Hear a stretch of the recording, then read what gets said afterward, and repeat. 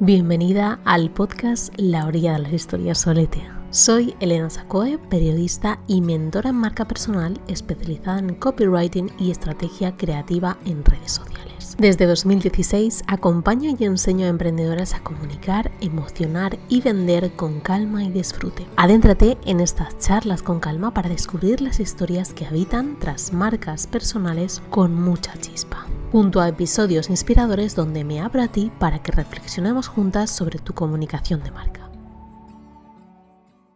Maduramos cuando todo se desmorona, cuando llegan las tempestades, cuando hemos dedicado tiempo y buenos sentimientos a quien no nos merecía, cuando todo escapa a nuestro control, en ese momento en el que los planes dejan de salir bien. Cuando los sueños penden de un hilo. Maduramos cuando la confianza en nosotros mismos está probada y aprobada.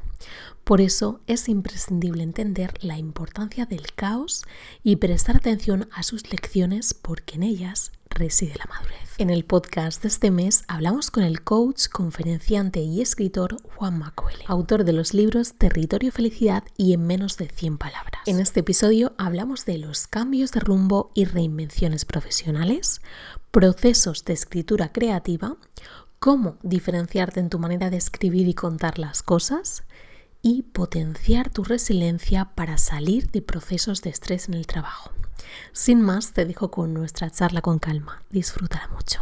Hola Juanma, encantadísima de tenerte en La Orilla de las Historias. ¿Cómo te encuentras? Pues estupendamente, muchísimas gracias por tu invitación y feliz de poder conversar contigo. Bueno, yo estoy feliz de tenerte aquí porque te sigo y recientemente he leído tu libro En menos de 100 palabras, que lo tengo ahí súper marcado, que me encanta siempre marcarlo. Es una obra literaria muy original, la verdad. Ahora iremos comentando, desvelaremos más sobre ella. Y estoy segura que esta entrevista les va a aportar mucho bueno a todos los soletes que nos están escuchando. Así que de primeras, cuéntanos cómo y dónde brotó esa chispa para crear tu marca personal de Juanma Coelho. ¿Por qué y para qué empezaste? ¿Cómo fueron esos comienzos? Pues verás que como casi todo en la vida sucede un poco por casualidad. Yo vengo del mundo de la alta dirección, he sido alto directivo en compañías públicas y privadas aquí en España durante más de 20 años en el área de ventas. Y bueno, un día, por una razón que no viene al caso, pero una baja por estrés, me tuvo pues 10 semanas sin poder caminar. Y a partir de aquí lo que hice fue pues sentarme en mi casa porque no tenía otra opción.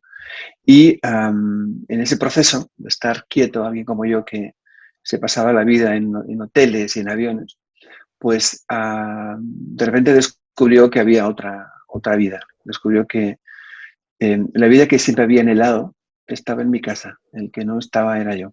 ¿Mm? Así que a partir de aquí pues decidí que había que tomar algunas decisiones, había que cambiar algunas cosas, porque fue un proceso interesante, un proceso en el que me encontré, después de mucho buscar cómo iba corriendo de un lado para otro y no tenía tiempo, nunca tuve tiempo de encontrarme. Así que en aquellas 10 semanas cambié muchas cosas en mi vida y una de ellas fue esta, fue la de dedicarme a algo que estuviera más alineado con mi propósito, con mi forma real de ser, con mi forma de entender la vida y con la forma en la que entendí la vida a partir de entonces, porque ahí hay una especie de punto de inflexión, ¿no?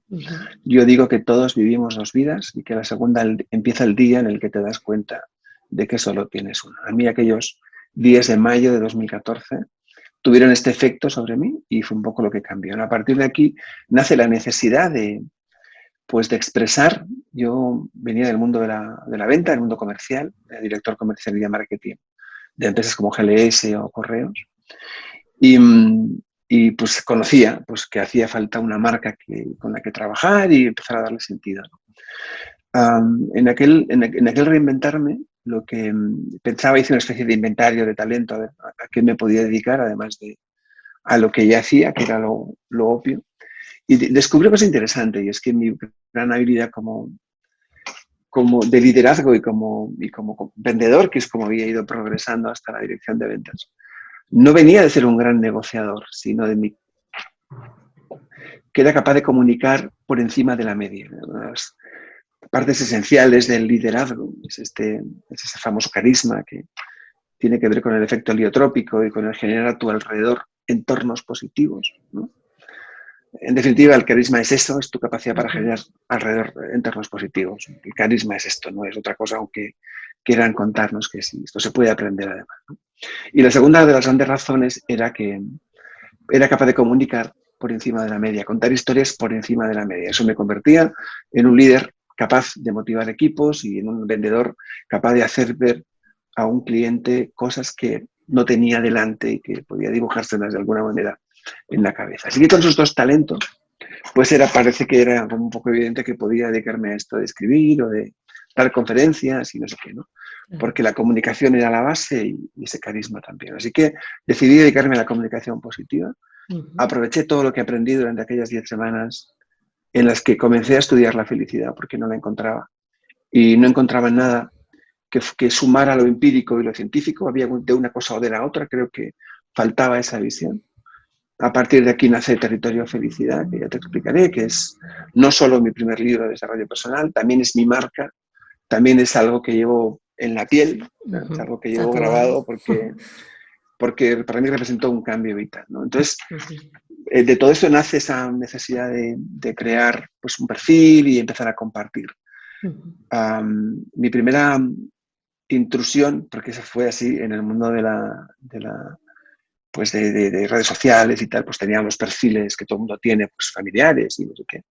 Pero de repente un día unos chicos que iban a abrir una página web de desarrollo personal online en Alicante, pues me pidieron que así, los que seguían mi cuenta en Twitter, que es lo que más hacía entonces, que les escribiera un texto pues para aquella página y tal, ¿no? Así que recordaba haber escrito algo que se llamaba La Rueda del Hámster. Le di formato de artículo, así como 800 palabras, y se lo envié. A los pocos días vi que cuando habían inaugurado la página, creo que éramos 6 o 7 autores, pues aquel texto tenía, no sé, 100 veces más me gusta que cualquiera de los otros 6, ¿no? Y me di rápidamente cuenta de que aquello que yo contaba, que tenía que ver con mi momento en lo que había vivido, pues tenía valor para muchas más personas, además de para mí. Esa forma de comunicar que hasta entonces yo no había encontrado. Y de contar la vida y de explicar la vida desde, bueno, pues desde el positivismo y con ese toque de poesía y no sé qué, pues tenía sentido, a la gente le gustaba. Publiqué un segundo artículo 15 días después, esta vez para comprobar que realmente no era fruto de la casualidad, mismo resultado, y a partir de aquí pues nació Juan Maquelle, que es mi marca, y no Juan Manuel, que es como de verdad me llamo, o como me llama mi madre cuando se enfada. Y es porque todo el mundo me llamaba Juanma, así que decidí que por qué no. Y a partir de aquí, pues comencé a firmar las cosas con Juan Maquelle, con ese Territorio Felicidad que después se convierte en una marca paraguas en la que caben pues muchas más cosas. Claro. O sea que empezó a través de la escritura, ¿no? Con ese primer Sí. artículo, a través de... Y ahí como que luego vino después quizás tu página web, ¿no? Y crear ese perfil en Instagram, que ahora también más es donde más te Eso mueves. es. En realidad todo empezó por un artículo, así como te digo, a partir de aquí terminé el libro, que fue cuando me di cuenta de que en efecto aquel contenido tenía sentido, no tanto por lo que explicaba, sino por la forma en la que lo hacías, desde dentro, yo creo que hay mucha gente que escribe desarrollo personal, pero cuando uno escribe desde el alma, no tiene competencia, y eso es algo muy personal. Lo que busqué fue ese estilo que me identificara también. Cuando abrí mis redes sociales, sigo a día de hoy, 7 años después, escribiendo a mano la mayoría de mis posts. Otro elemento diferenciador, porque la gente cuando tú agarras un teléfono móvil, pues lo que haces es algo parecido a esto, ¿no? Así que es muy difícil identificar a un autor de otro, salvo que tenga una seña de identidad gráfica. Y escribir a mano y una letra concreta es una seña de identidad que utilicé desde mis conocimientos pues, para poder de alguna forma impactar más y que la gente viera y pudiera diferenciar lo que había en los posts de Juan Maquille del resto, ¿no? Publiqué el libro en 2016, aquel blog que empecé a escribir de La Rueda del Hámster, que era hablar de las vidas con alto nivel de ocupación. Planeta se interesó por aquel contenido. Publiqué en 8 de noviembre de 2016 Territorio de Felicidad.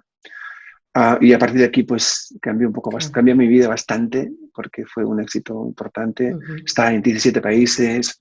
Eso me llevó a dar conferencias a continuación, hablando a la gente de la experiencia de territorio. Y hoy, pues, vivo a caballo entre escribir y doy conferencias en más de medio mundo, en 4 continentes. ¿Y cómo fue el proceso de escritura? Quizás fue algo diferente el proceso de escritura de Territorio y Felicidad en menos de 100 palabras, porque este también es como más, bueno, es original por lo que decía al principio, porque son como artículos, ¿no? Como pequeñas historias que tienen la característica de que, por ejemplo, este es en 49 palabras, justo hay 49 palabras, el anterior son 48, el siguiente 50, o sea, son 99 historias, ¿no? Como aforismos un poquito también, a través de esa característica de que son exactamente esas palabras correlativas, ¿no? No sé si esto te costó, o sea, si salió un poco solo, si iban saliendo un poco así, primero escribiste el más largo, el más corto, ¿cuál es el que más? Pues es curioso, verás, hay una diferencia entre los 2 libros. Territorio de Felicidad nace de la necesidad de partir del lugar donde estaba, en el que no me sentía cómodo, y por eso acabé con aquella baja por estrés.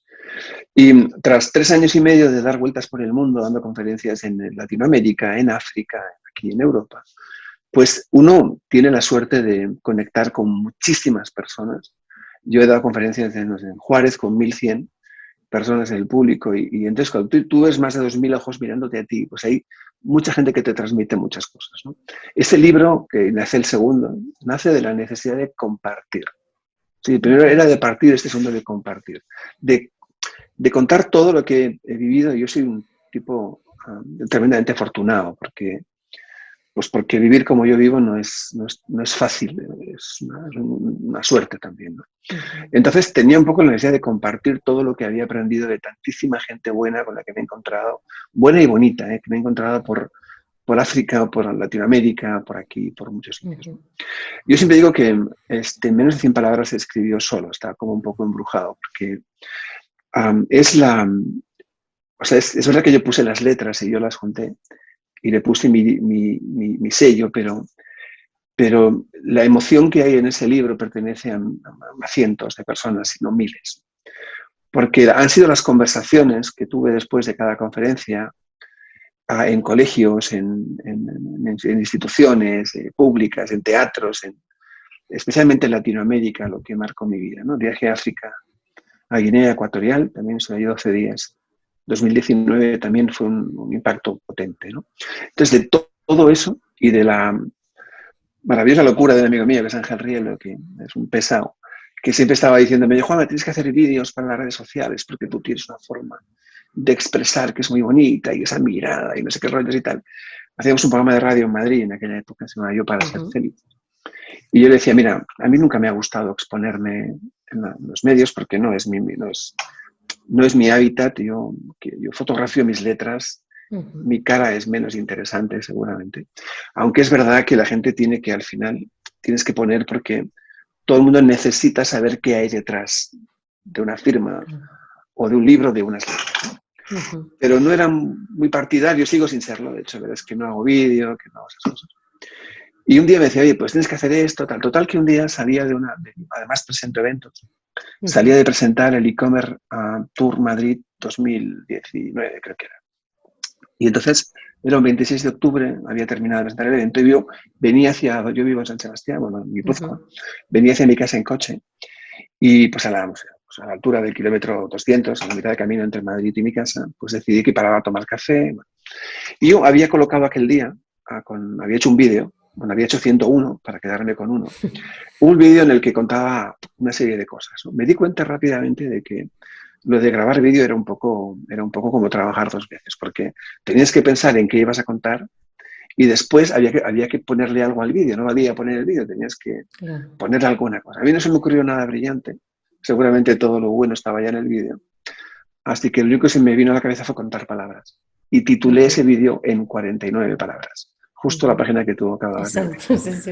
Entonces coloqué ese vídeo y el título era en 49 palabras. Esto era un viernes, lo colgué, paré 2 horas después y vi que había, pues que tenía, no sé, pues 4.000 visualizaciones en 2 horas. Y me sorprendió, porque seguramente no era por la calidad del vídeo, sino porque era muy poco frecuente que yo hiciera ese tipo de cosas. Entonces me subí al coche pues pensando en 49 palabras y ¿por qué no en 50? O en 72 o en 12, ¿no? Y de ahí nace la idea de en menos de 100 palabras. Luego el proceso de cómo se escribió, pues Am, la primera parte fue muy fácil porque solo había que elegir los textos y las frases que más pues que iba teniendo, le iba poniendo el número de palabras y las iba guardando, ¿no? Fue durante la pandemia cuando ya decidí terminarlo y publicarlo. Entonces ahí ya me quedaban los huecos, estos que Claro. había 11 frases con 14 palabras, no es broma, tengo 11 frases buenísimas con 14 y había que descartar 13 y había que llenar huecos donde no había, ¿no? Entonces en la segunda parte lo que hice fue ver de lo que yo considero que es una vida más o menos plena, qué temas no se habían tratado en las que ya estaban, digamos, cerradas. Entonces, buscar ese punto de emoción, esa burbuja de flow donde sacar pues en la idea de las siguientes, ¿no? Luego le vas dando forma hasta que tiene exactamente el número de palabras que dice que tiene. Y Pero fue llegas muy a... divertido. Sí, Fue muy hombre, la divertido. verdad es que, o sea, es como un proceso creativo diferente, ¿no? Porque supongo que el de Territorio y Felicidad quizás es más divulgativo porque todavía no he tenido la oportunidad de leerlo, ¿no? Y este es como más, también más literario, ¿no? Incluso poético un poco en esa parte Bueno, los de... dos tienen esa parte. El de Felicidad fue un libro en el que hay desarrollo personal fundamentalmente, muy orientado a la felicidad. Yo creo que el desarrollo personal en España le sobra superficialidad y le falta reflexión. Creo que lo importante no es crecer, sino hacia dónde creces. Y por tanto, yo aposté por lo que creía que era más importante, que era la felicidad. Para mí la felicidad es el logro más importante en la vida de una persona, porque es el que hace que todo lo demás que consigas tenga sentido. Yo lo tenía todo. Mi vida era una vida de éxito en términos generales. Yo tenía todos los checks que hay que tener. Mujer bonita, familia maravillosa, me iba bien, trabajaba, salía en la revista, lo tenía todo. Todo excepto una cosa, que no era feliz. Así que creía que había que contarle a la gente que no tiene nada que ver el éxito con la felicidad, que son dos cosas completamente distintas y que había que hablar de felicidad desde un punto de vista más empírico, pero con algún toque de ciencia también, ¿no? Así que escribí y lo que hice fue envolverlo en un viaje, porque mi propósito siempre es que la gente que me lee, que haya más gente que se acerque a este tipo de lectura. Pero a mí, francamente, la mayoría de los libros de desarrollo personal con los que me encuentro y tal, me parecen como que son o demasiado técnicos o están muy alejados de la realidad o el autor directamente se emplea en poner los conceptos de una forma que parezca, que le haga parecer erudito. Pero yo creo que el fundamento de la comunicación no es parecer listo, es hacerte comprender. Así que había que hacer algo que fuera fácil y además que fuera pues atractivo a la gente que lo lee.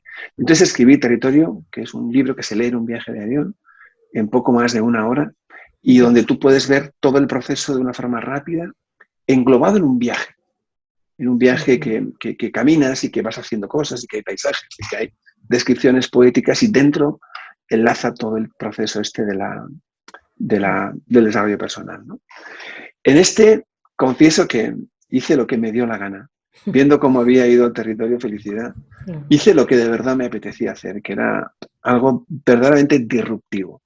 Yo, verás, creo mucho en el mundo de la inspiración. O sea, yo creo que lo único que tú puedes cambiar en alguien es tu forma de mirarla. Lo único que puedo cambiar en una persona es mi forma de mirarla. No puedo cambiar nada más. Todo lo demás nace de tu decisión de asumir la responsabilidad y el control de tu vida, ¿sí? Tú haces los cambios, eres tú quien tiene esa responsabilidad, eres tú la única persona del mundo que tiene la capacidad y además la obligación de liderar su propio cambio personal. ¿Bien? Lo que yo sí puedo hacer, por eso yo no hago recetas para el éxito ni para la felicidad. Si hubiera una receta para el éxito, todo el mundo sería exitoso. Más si la receta cuesta 19,95. ¿Sí? Por tanto, si no todos somos, es porque esas recetas no funcionan y no funcionan por una razón simple y es que cada persona es única, por tanto no hay una receta universal. La universalidad de las recetas de estos temas chocan directamente contra la singularidad de las personas. Así que lo que yo sí pensaba que podía hacer era inspirar esos cambios, era generar esos clics en la cabeza de la gente que de repente se quedan claros y como que inicia un nuevo cambio, porque hay un día en el que tú descubres que tu ideario vital es insuficiente. Y a veces es una frase, es un vídeo, es una vivencia, es una enfermedad en la que debutas sin esperarlo. Ese tipo de cosas te cambian la vida, ¿no? Entonces, sí creo mucho en eso, sí creo mucho en que hay frases, textos que te pueden llegar a tocar el alma y esto sí puede provocar el inicio de un proceso. Que luego decidas que te acompañe un profesional en ese proceso. No digo ayude porque ayudar implica cierto nivel de superioridad que yo al menos considero no tener. Sí acompaño gente en esos procesos, pero no ayudo a nadie. Yo acompaño por mi experiencia y por la forma en la que entiendo la vida. Pero la idea es un poco esta, era crear un libro que fuera capaz de generar esos clics en la cabeza de los demás. Por eso son frases cortas, textos cortos, y también porque me preocupaba mucho que yo tengo 100.000 seguidores en las redes sociales, pero no vendo 100.000 libros. Claro. Significa esto que hay gente a la que le encanta leer una frase corta, pero le da mucha pereza leerse un libro. Así que busqué algo que, además de todo lo que te he dicho antes, pues te dejara sin excusa a quien, porque la ligereza del texto pues te permite inspirarte en 3 minutos en un tema que no continúa, que no has de recordar. Abres el libro por donde quieras y cada vez que abres el libro recibes un impacto, ¿no? Entonces, pensaba que también era buena idea hacerlo por eso, porque hay gente a la que le da mucha pereza leer y este libro no requiere. Ni siquiera se tiene que leer en el sentido tradicional. Tú puedes empezarlo desde el final si quieres, ¿no? Y eso me parecía que era divertido y sobre todo disruptivo. Confieso que a poco antes de publicar, pensaba en cómo si entendería la propuesta a los lectores. Y nada, lo puse a la venta un viernes por la noche en mi página web. Bueno, están todas las librerías de España y de Argentina, México, Chile y Venezuela, pero pasó una cosa curiosa, una anécdota, y es que yo tenía que publicar el libro en octubre, lo había comunicado y finalmente pues la editorial volvieron a cerrar por el tema de la pandemia en 2020, en octubre del 20. Entonces de repente como que me llamaron y me dijeron, mira Juanma, tenemos mucha ilusión con tu libro y otro más y queremos retrasar la salida porque no se dan las características, las circunstancias óptimas, ¿no? Entonces, como los que entienden de vender libros son ellos, pues lo que haga falta. La verdad es que me un poco decepcionado porque yo ya pensaba que yo ya había hablado de que salía no sé qué día de octubre y tal. Bueno, el caso es que le pedí a mi editor si me permitía hacer un pre-lanzamiento con 100 unidades para que la gente que me sigue y que está esperando pues tenga la oportunidad de comprarlo. Solo se vendía en mi página web en ese pre-lanzamiento y luego ya se publicaba en librerías y todo y tal. Bueno, el caso es que esto, te decía, se me quitó la tontería de golpe porque aquella noche eran como las 8 cuando lo puse a la venta y cuando me levanté por la mañana había vendido como 570 en mi web, ¿no? Sí, entonces era como, wow, ¿qué ha pasado, no? Claro. Y de repente es como que pues me dio mucho que pensar el hecho de que haya gente que sin saber lo que tiene en las manos compre un libro tuyo solo porque es tuyo. Y eso es algo que tremenda responsabilidad.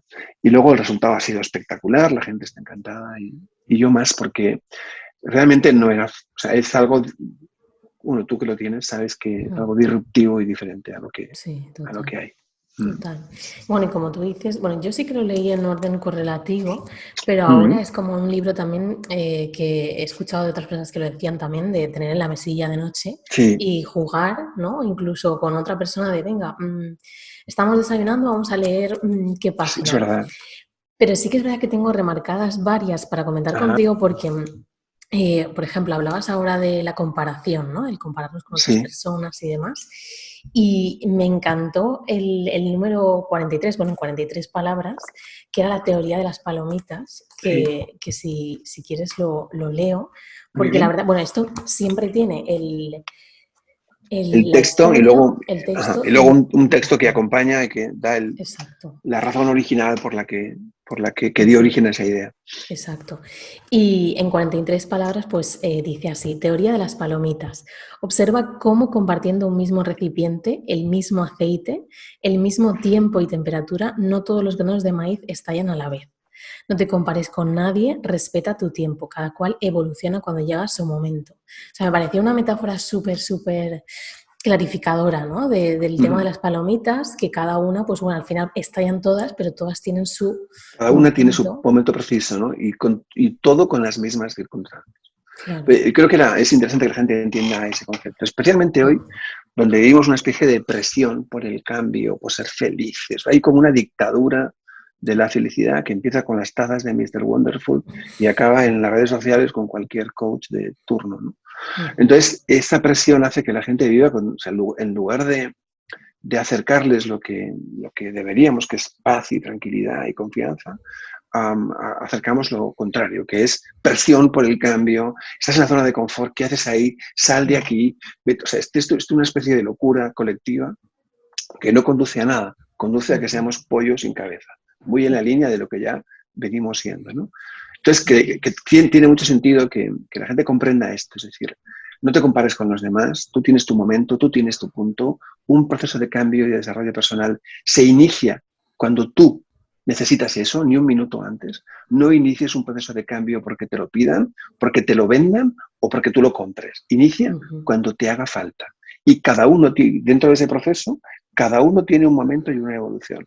No todos aprendemos a caminar al mismo día, ni con la misma edad, ni aprendemos a hablar a la misma edad, ni aprendemos a saltar de la misma manera. Pues en esto exactamente igual. Cuando tú inicias un segundo proceso de cambio y de desarrollo, tú tienes tu momento. Así que compararte con los demás es algo muy normal, porque somos como somos, pero en este sentido creo que es importante que la gente comprenda que, y la metáfora esta me ayudaba mucho a explicar que en el mismo contexto cada uno evoluciona cuando llega su momento. Total.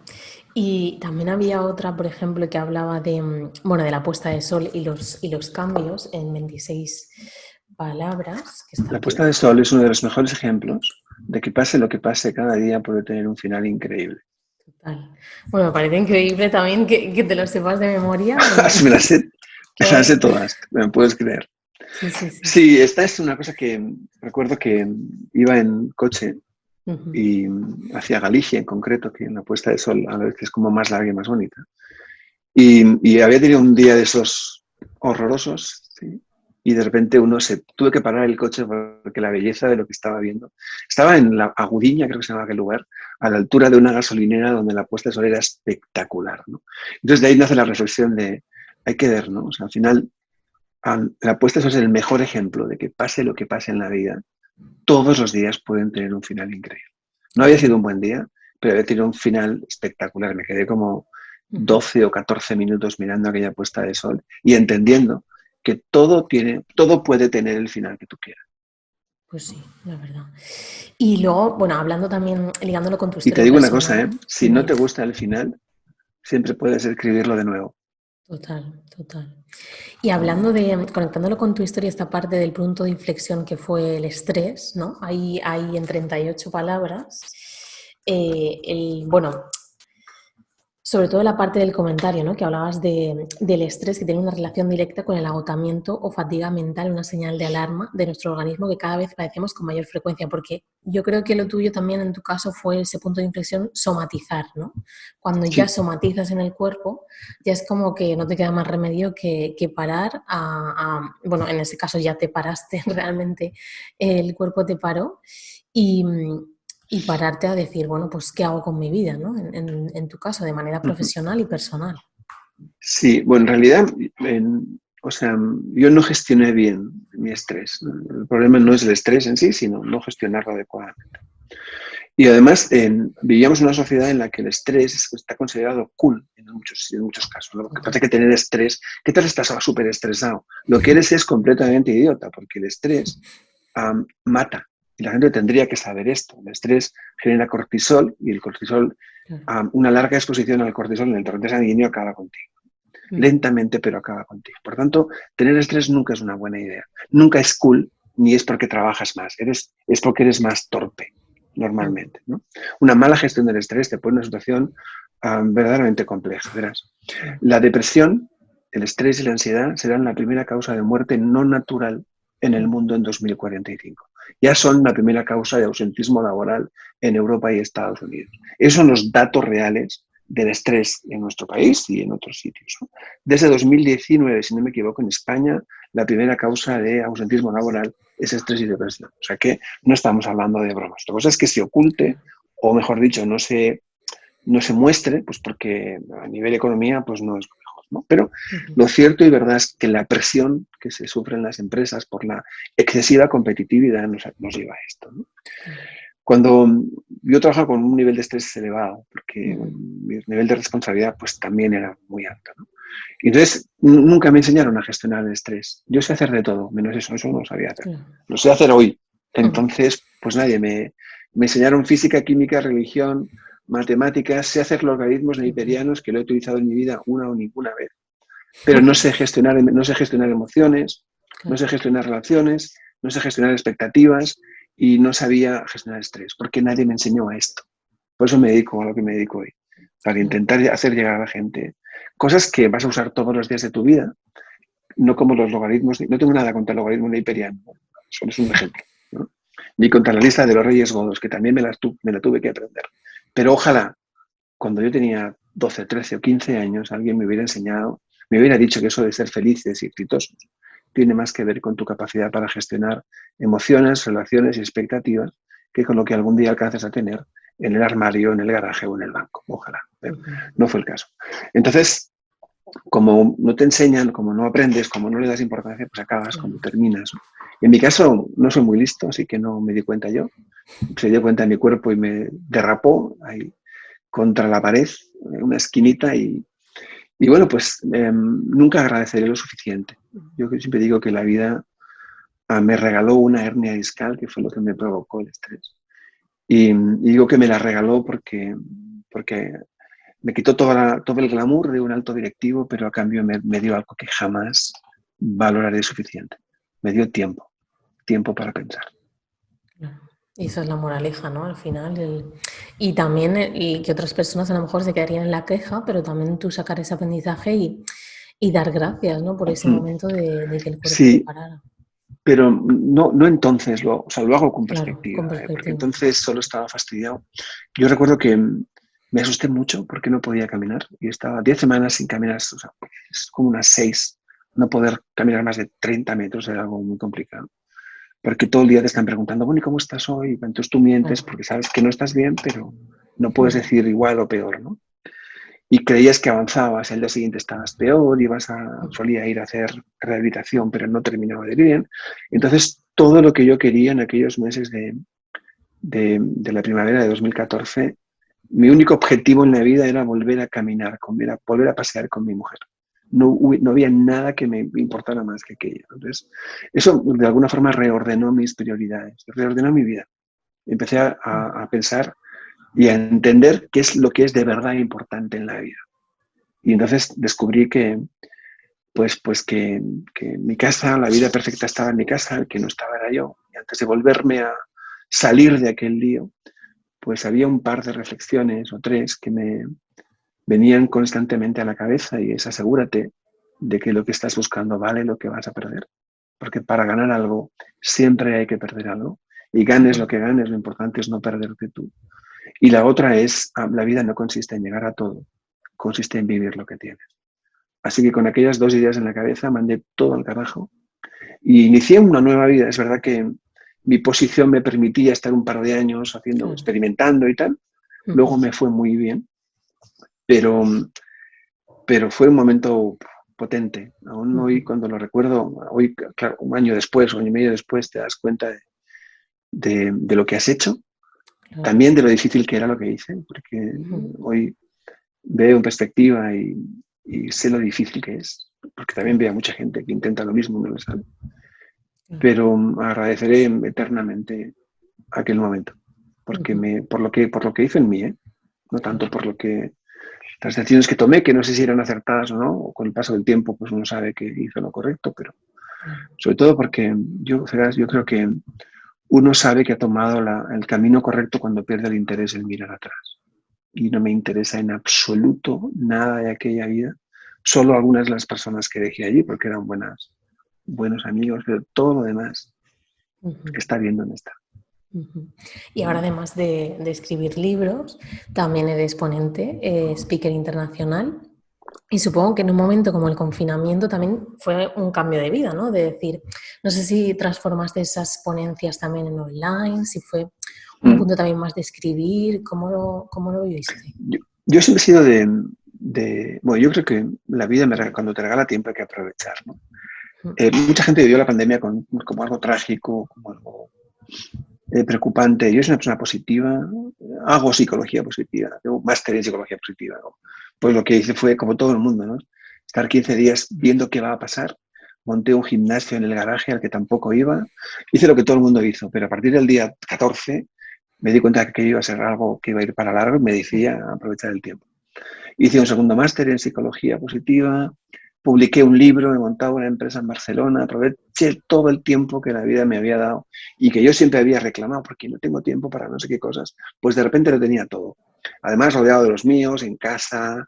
O sea, yo creo que voy a recordar la pandemia, dicho esto en el contexto de, familiar, como uno de los momentos más bonitos de mi vida. Obviamente no puedo ser feliz o no puedo verlo como algo positivo porque alrededor hay mucho dolor y mucha muerte y mucha pena y mucha tristeza, pero a nivel individual creo que ha sido un gran momento para mí. Yo creo que la pandemia nos puso a todos contra la pared.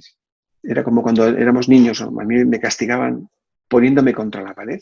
Supongo que para que vieras lo que habías hecho, pensaras en lo que habías hecho y reflexionaras. Yo creo que la pandemia ha hecho un poco eso, nos ha puesto a todos contra la pared, ¿no? Y a nivel individual, esa pared se convierte en un espejo que refleja lo que tú proyectas. Y de la pandemia, yo creo que hay tres tipos de salidas, ¿no? Hay gente que salió muy reforzada, como es mi caso. Hay gente que salió con dudas y para trabajarlas, o no, o olvidarse después y continuar. Y hay gente que salió muy desfavorecida porque probablemente lo que tenía delante no es lo que hubiera querido tener. Y esto es algo que es un poco lo que nos invita a los demás pues a trabajar en uno mismo y a hacer cosas, ¿no?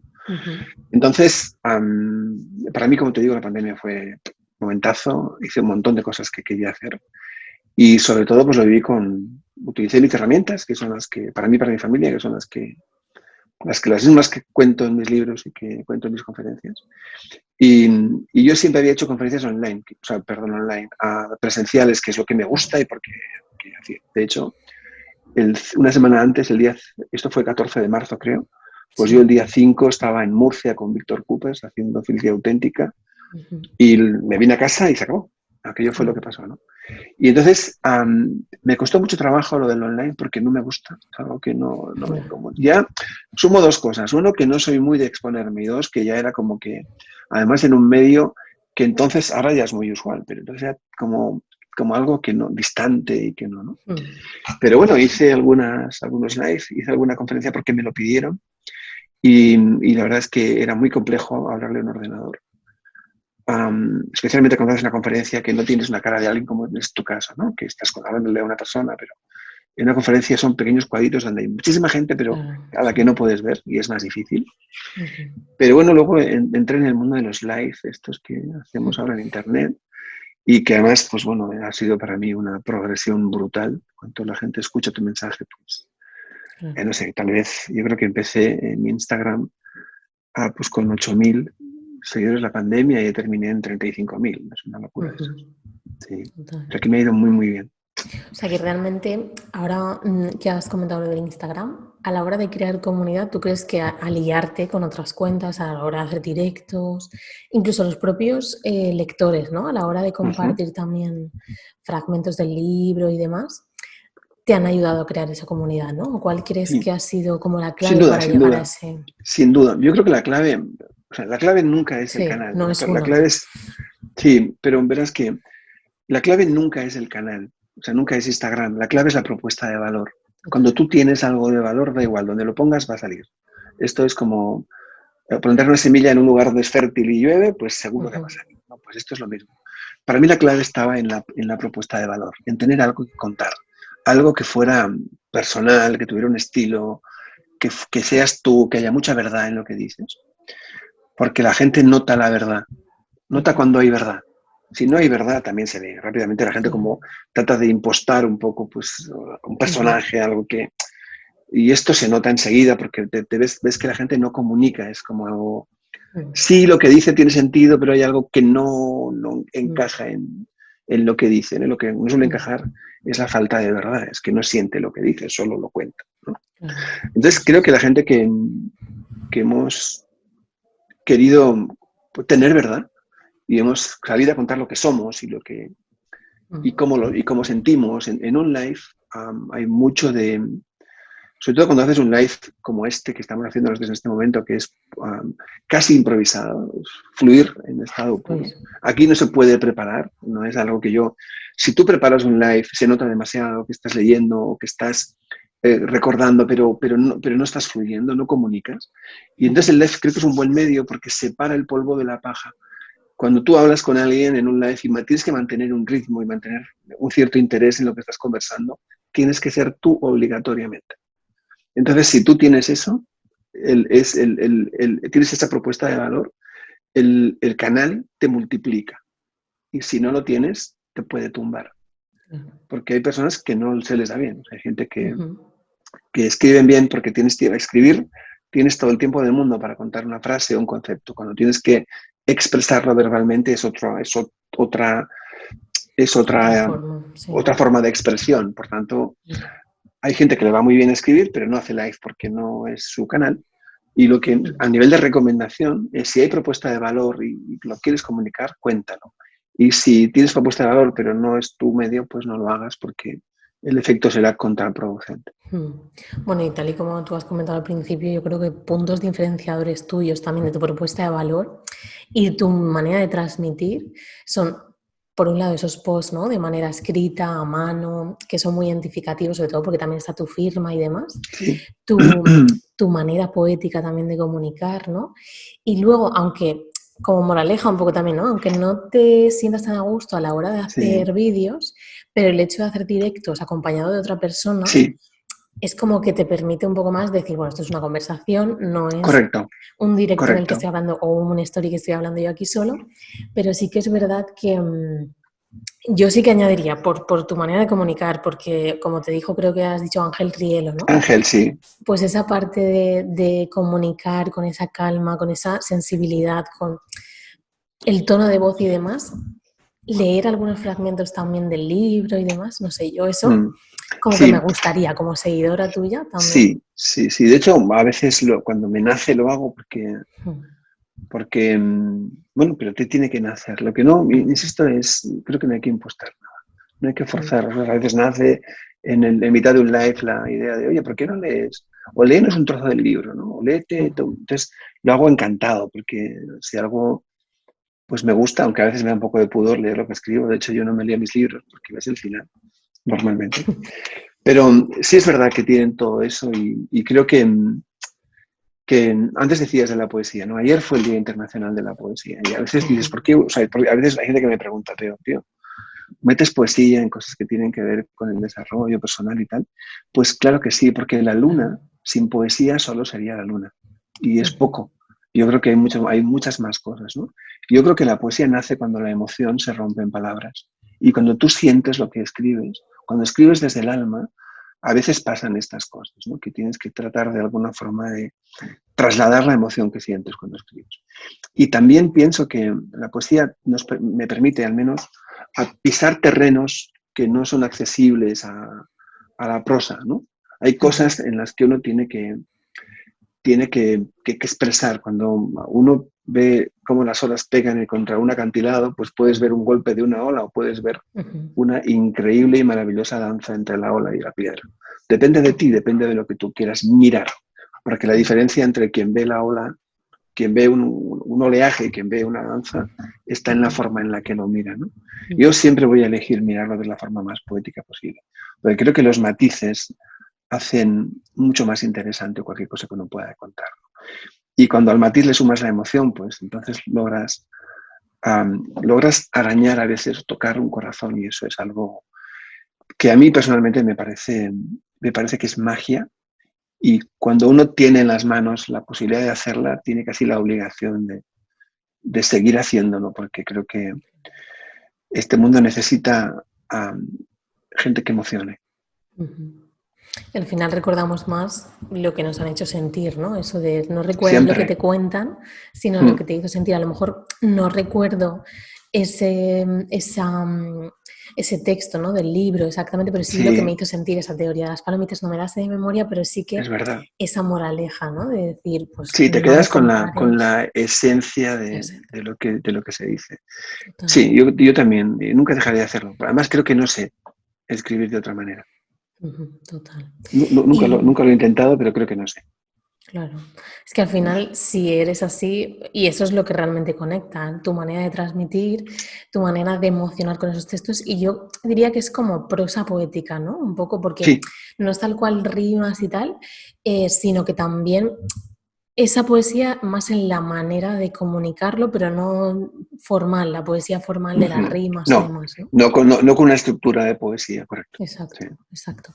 Y ahora mismo, ¿cómo es un día en tu vida? Así, ¿cómo te organizas para, Ajá. bueno, para escribir? No sé si estás escribiendo un nuevo libro o Estoy, porque vi estoy, algo por ahí termi- por estoy, stories. estoy terminando un nuevo libro. Sí. Qué bien. Se va a llamar El viaje de Samira y es justo la segunda parte de Territorio Felicidad.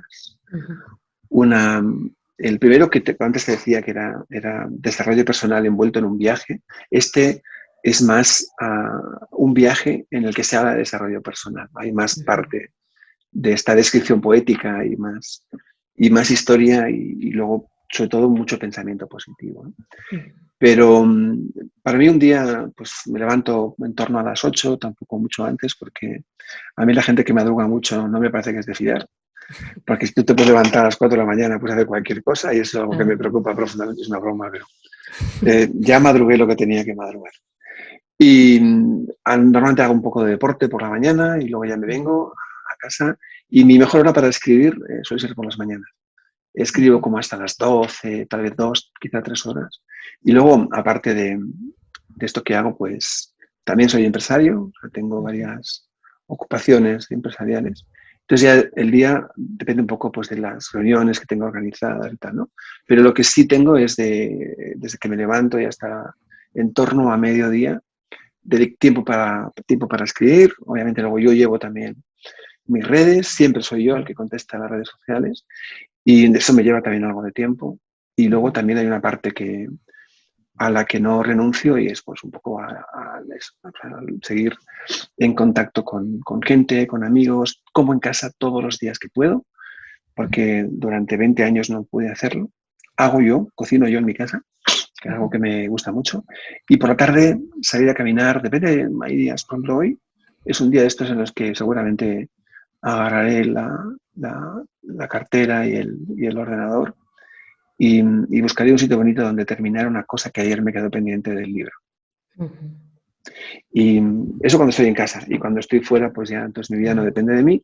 Normalmente viajo 21 días completos, Ujú. porque una vez viajé más de 21 y me fue fatal. Me Ya. fue fatal, no me sentí mal, quería volver a casa, me daba igual todo ya. Que yo lo quería irme a casa, no me gustaban los Mm. tacos. El día 20, mira que México es mi país casi de adopción y cuando voy a México voy 21 días, el día 22 no me gustan ni los tacos, ni no me gusta nada, quiero volverme a mi casa y estar con los míos. Así que hago giras de 21 días, hice una en febrero, Ujú, sobre todo el mes de febrero en México, porque vino mi esposa y nos alargamos una semana más. Me vuelvo en mayo, del 15 de mayo al 6 de julio, de junio, vuelvo a México ujú, otra vez, en junio descansaré 10 días, me voy a Chile después, también a dar conferencias 2 semanas más, y vuelvo a México otra vez en octubre, eso es lo planificado ahora. Y previsiblemente también a Argentina. ¿No? Los países como Chile y Argentina voy normalmente no más de 2 semanas o 3 para los dos. Sí. ujú. Esas, cuando estás de gira, pues de conferencias, es la vida Claro. es divertida. En México tengo un equipo maravilloso de gente que me quiere y que me cuida y que me ayuda a ellos también. Y entonces, Ujú, pues hay días de todo tipo. Hay días de 900 kilómetros en coche, que es una locura, con 3 conferencias en medio y llegar a casa salir del hotel a las 7 de la mañana y regresar a las 5 como hice el 12 de febrero pasado. Y hay días muy cómodos en los que llegas en un avión, das una conferencia y te vuelves. Entonces, cada día un ujú, poco de... Pero todos ellos cargados de una emoción súper bonita, de gente chulísima, de ujú. conferencias que duran 75 minutos, pero se acaban convirtiendo en 2 horas y media porque estás Claro. conversando, firmando libros, conversando, haciendo fotos Ujú. y estando en contacto con gente que te necesita y que además te cuenta y te suma muchísimas cosas. Pero qué importante conocerse también, de decir yo máximo 21 días, el también gestionar a lo mejor esa, no sé, resaca emocional. A mí me sucede a veces cuando he ido a eventos, incluso como asistente, ¿no? También cuando he Sí. dado talleres presenciales es como, sé que luego voy a tener esa resaca emocional y demás. Yo soy una persona que, bueno, lo he comentado y también en la comunidad lo somos bastante, persona altamente sensible y sí que noto esa parte de esa resaca emocional. No sé si te pasa también Sí. en esos 21 días y demás de Mm. decir, es que luego ya, si no, Mm. no estoy Te disfrutándolo contaré. tanto a lo mejor. Bueno, para mí 21 días voy a full, me preparo física y mentalmente para estar fuera de casa 21 días. Para mí lo más duro es estar lejos de los míos, eso es lo que más me pesa. Les Claro. llamo, pero la diferencia horaria, pues ya sabes, ¿no? Eh, entonces, fíjate, la anécdota es que el día que hice más de 21, es porque me ofrecieron dar una conferencia en el Congreso mexicano. Así que esto era el 20 de octubre, que yo me venía a casa y me dijeron, y el día 6 de octubre das una conferencia para el Congreso, para los 500 congresistas y la gente que había allí. Y dije, ostras, pues es una oportunidad impresionante, ¿no? Claro. Pero esos 6 días entre que pensaba venirme a casa y fueron los 6 peores días que yo he pasado en toda mi vida en México. Y no fue una cuestión física, fue una cuestión mental. Yo ya no quería estar allí, quería irme a mi casa. Entonces descubrí que mi tope estaba aquí, que mi límite es 21 días, porque la primera semana estoy feliz de donde estoy, la segunda estoy centrado en el trabajo y la tercera sé que no sé qué día me vuelo y ya estoy feliz, ¿no?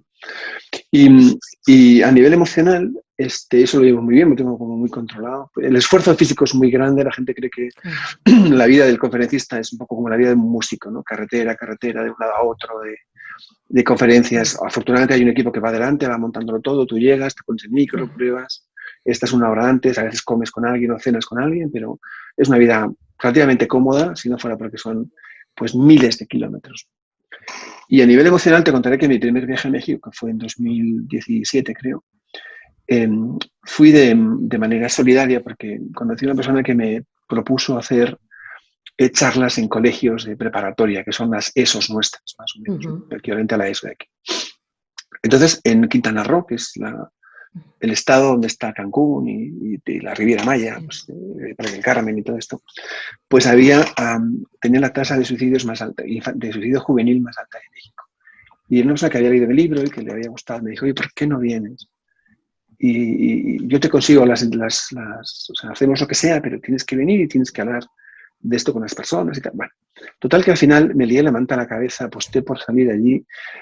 Todo esto fue gratis, pagábamos entre nosotros la gasolina, pero teníamos que hacer aquello. Y allí me fui. Me metí en un avión sin saber quién me iba a esperar en el otro lado del charco, con Pedrito Campos, que es mi músico de cabecera, músico cubano fantástico. Y ahí fuimos con un programa que se llamaba Territorio de Felicidad. Y hicimos 26 conferencias en 26 planteles, 26 colegios de Quintana Roo en 12 días. Era días de 3, días de 2. La paliza era, o sea, creo que perdí como 4,5 kilos porque sobre todo del calor, era el mes de mayo y bebíamos 6 litros de agua al día, pero no había, pues tú dabas, porque eran conferencias en la calle, ellos llaman un domo, que es una especie de pista, pero cubierta por una especie de una cubierta. Y allí a las 3 de la tarde, a no sé cuántos 1000 grados, con una humedad del carajo, pero... Y entonces cada conferencia duraba entre 2 y 3 horas y media porque los chicos te podían preguntar, entonces venían a preguntar y yo les atendía de uno en uno. ¿Verdad? Porque nuestro objetivo era que habíamos pactado con los maestros que si veía riesgo severo en alguno de ellos, pues la clave es que yo salía del patio abrazando al chico, chica por el hombro, y entonces yo le acompañaba hacia el centro del patio. Entonces ellos tenían que, si 24 horas, que era mi recomendación, no se ponían en contacto con los maestros, ellos actuaban de oficio, yendo a buscar al chico y hablando con él. Bueno, la carga emocional de aquello, todavía, mira, aún hoy me dura, porque fue brutal. O sea, recuerdo que o sea, era como todos los días encontrábamos niños y niñas con historias que realmente eran demoledoras. Para alguien que vive aquí, porque nosotros vivimos en el primer mundo y esto, lo que vemos todos los días no tiene nada que ver con lo que hay allí. De Latinoamérica he aprendido muchas cosas, de África otro montón. No tener nada aquí es tener paro, un subsidio, sanidad pública, educación pública y que alguien te puede dar unas monedas algún lugar, no tener nada en África es un nada con eco. No tienes nada de nada de nada. No tienes nada, cero. Y es algo de entender eso. Alguien como tú y como yo, pues es un impacto brutal. O sea, no es el nada de aquí, es otro nada que tiene eco. Es nada de nada de nada, ¿no? Latinoamérica fue igual, el impacto fue brutal. Muchas familias desestructuradas, donde pues, la convivencia era lo que era, muchos abusos, o sea, cosas, historias que uno escucha de una niña de 15 años. Yo que tengo hijos, que te arañan el corazón, o sea, es un desgarro interior brutal. Pero uno tiene que mantener, porque tu trabajo es intentar acompañar y darle alguna cosa que pueda servir, ¿no? Y ponerle en manos de gente que le va a poder ayudar después, el equipo de psicólogos del cole, todo lo demás. Bueno, aquello se hizo con una... el desgaste fue terrible, emocional me refiero. Físicamente estábamos bien, pero emocionalmente yo estaba acabado. O sea, no solo tenía ganas de estar en silencio y de intentar ordenar aquello y integrarlo y con calma, ¿no? Recuerdo que el último día me hicieron un desayuno de despedida. Pedro había marchado porque iba a ir a Cuba unos días a ver a su familia. Y había, no sé, un grupo de 60 personas en una especie de pequeña celebración que hacían para agradecerme lo que habíamos hecho.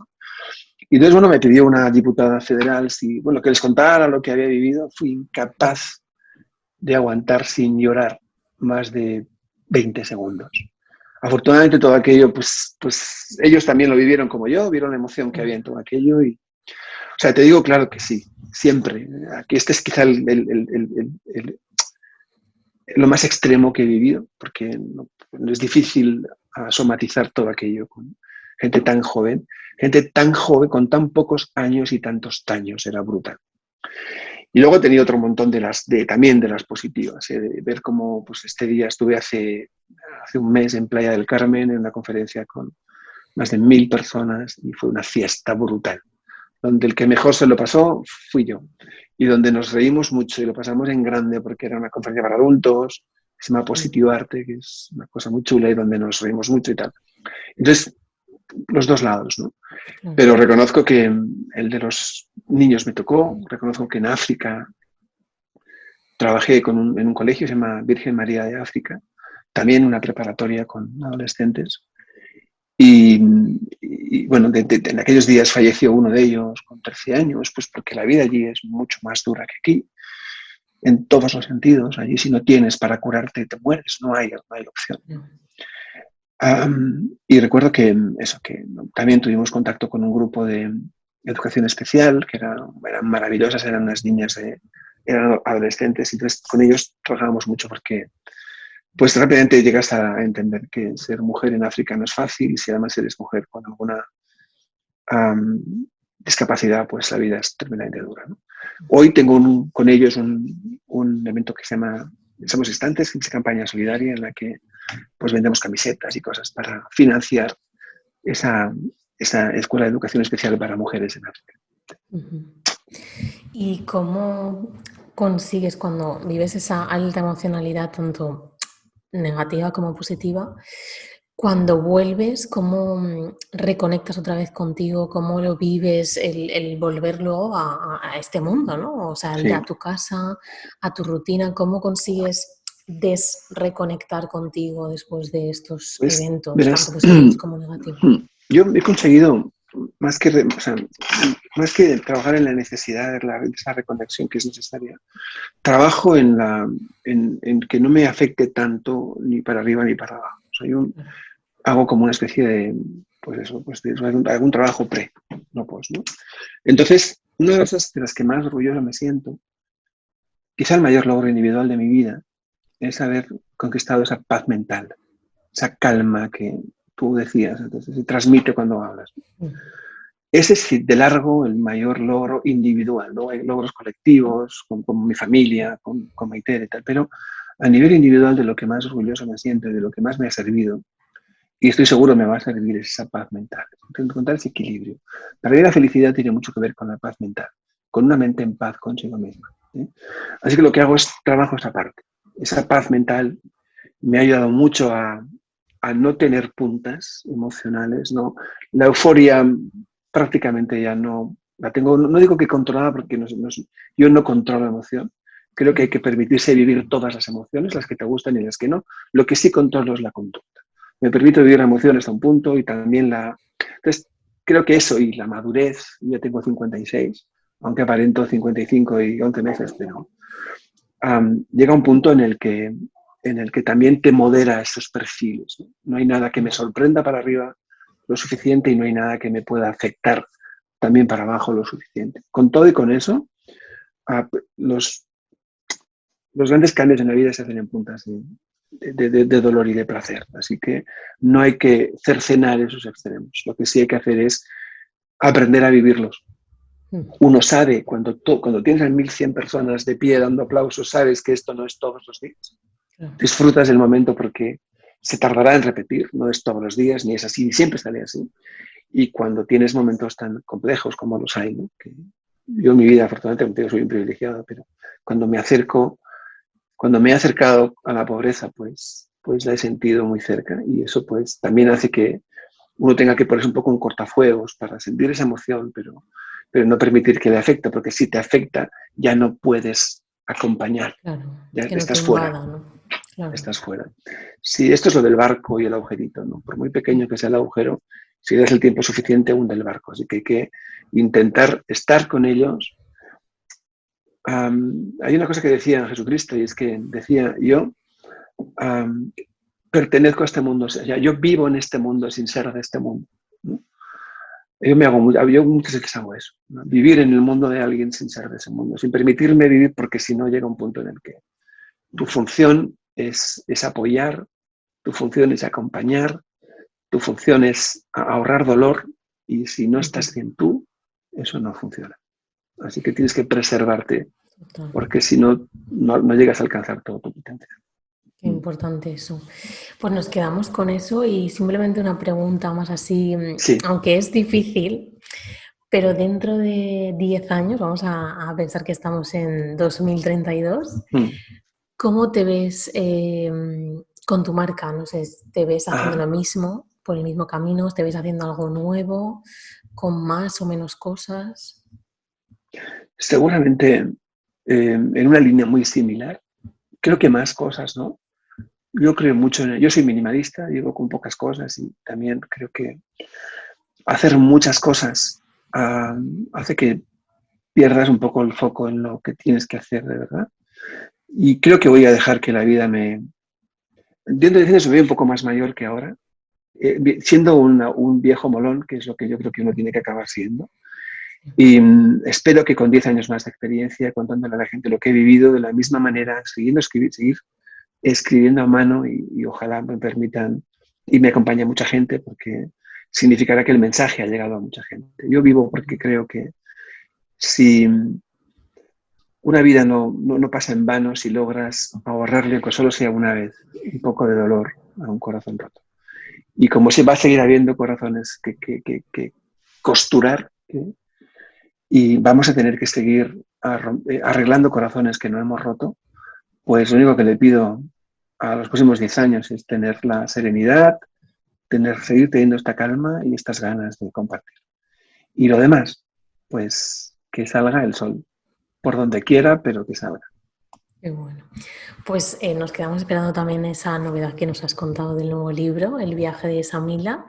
¿Y dónde te podemos encontrar? Bueno, esas contras, ¿estás en Instagram? Sí, que es Juanma-Kelle en Insta, Juanma Kelle en cualquiera de las otras redes sociales, Twitter, Facebook y lo demás. Mi página web es www.juanmakelle.com y es lo más fácil. Luego, pues, de aquí hasta el final del verano, pues, voy a estar en México y Argentina, seguramente. Aquí voy a hacer solo 2 conferencias solidarias porque tengo mi compromiso con eso. Una será en Yecla el 22 de abril y la otra probablemente los primeros días de mayo en Alfaro. Y a partir de aquí, pues, vivir, disfrutar de la familia, seguir escribiendo y a ver si si siguen saliendo cosas bonitas para poder Ujú. compartir. Pues ahí te seguimos la pista. Yo, sin duda, recomiendo este libro y voy a ir a por el de Territorio Felicidad, que quizás lo tenía que haber leído antes Pues o bueno, demás, o a la son vez que diferentes. el viaje de Samil ahora también, Yo cuando lo a la estés gente siempre le empezando. recuerdo que, o sea, siempre les recomiendo que los compren en mi página web, porque Mm, salen todos dedicados, que es claro. lo más bonito. Y al final el coste es el mismo y el valor de una dedicatoria pues es como más personal. Ujú, Igualmente, eso, que el viaje de Samira yo espero que esté acabado en mayo, con ujú, lo cual se publicará, estimo, en octubre. ujú. Y si te lees Territorio ahora, te leerás el otro enseguida y lo vas a identificar rapidísimo. Genial, pues voy a ir a por Y ello. Y nada, espero que, bueno, estoy segura te voy a que leer, déjame que te lea un trocito. claro, Es una cosa que no he hecho nunca, que es leer un trocito de... A ver si lo encuentro, en ¿eh? La primicia. dejo. Mundial. Verás. Te voy a leer un par de estrofas, ¿te parece? Perdón, de párrafos, ¿sí? Perfecto. Venga. Hay un libro que empieza así. Amanece en territorio felicidad. Aún no han dado las 7 de la mañana cuando Samira empuja la puerta que da acceso al café de la plaza. Le encanta ese lugar. Allí, todo parece dispuesto para hacerle feliz. Busca una mesa que le permita apreciar la actividad que se desarrolla en la calle. A diferencia de otras ciudades que a esta hora comienzan a desperezarse, esta ya está en plena ebullición. Decenas de transeúntes llegan intermitentemente a la orilla de la acera, simulando las olas de un mar de asfalto, cuyas mareas se rigen por el verde de los semáforos. Mientras prueba el café, se hace una promesa. Hoy tomará una decisión. Ya está bien de ese estado de parálisis por el análisis. Lleva días pensando en el viaje que le trajo hasta aquí, sin duda, uno de los más importantes de su vida. Pero aún le quedan algunas cosas por comprender.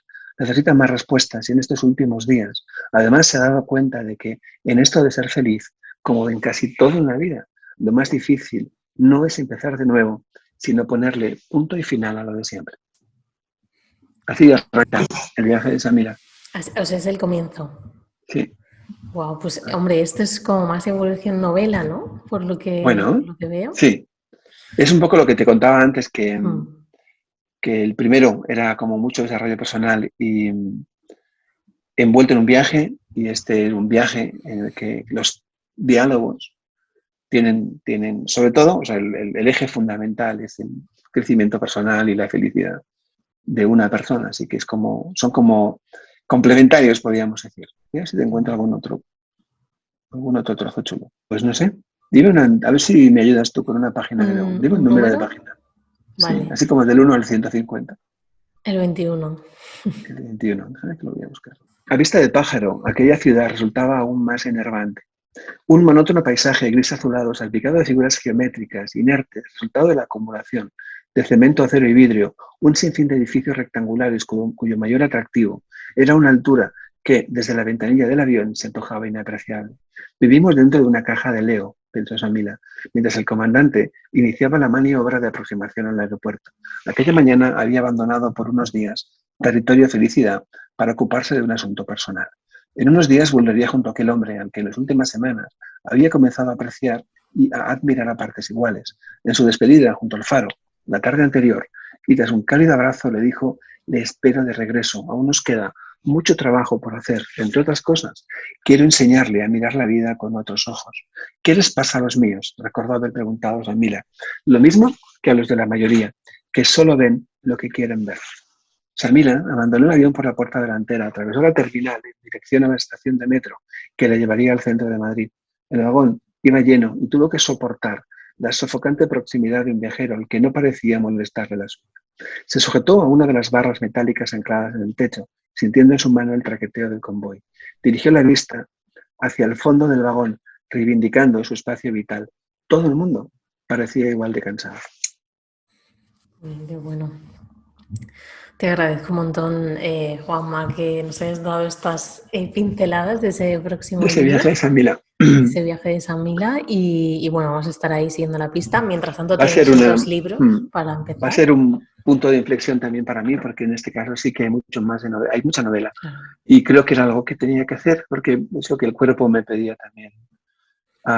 Contar una historia de desarrollo personal, pero así como más, Más que novelada. tuviera además, sí, una historia bonita. A ver qué tal. Pues quedamos ahí a la espera. Mil gracias, Juanma, por tu tiempo, Sí, por todo lo bonito que cuentas todo y estamos ahí a la espera. Yo estoy deseando, ya me voy a ir a por el del Territorio Felicidad y por el siguiente, el viaje de San Millán en octubre. Y nada, que mil gracias, Juanma, que nos seguimos la pista, que ojalá te pueda ver en alguna ponencia y demás o ojalá. alguna firma de libros. Si se da la ocasión, serás mi invitada y estaré encantado de que me acompañes. Así también lo vives por dentro, que es una experiencia diferente. Total. Sí, sí, sí. Pues nada, mil gracias y A a ti. todos vosotros nos escuchamos ya el mes que viene con una nueva entrevista en La Orilla de las Historias. Un besazo. ¿Te ha aportado este episodio? Te animo a seguir el podcast La Orilla de las Historias y dejarme una reseña para saber qué te ha servido y continuar con más capítulos. ¿Te has quedado con ganas de más, Solete? Entra en elenasacoe.com y descubre cómo puedo ayudarte a fluir con la comunicación de tu marca personal. A través de mentorías, asesorías, cursos online y la audioclase gratis, bucea en tu marca y haz la tuya. Nos escuchamos en el próximo episodio de La Orilla de las Historias. Gracias infinitas. Un abrazo enorme, Solete.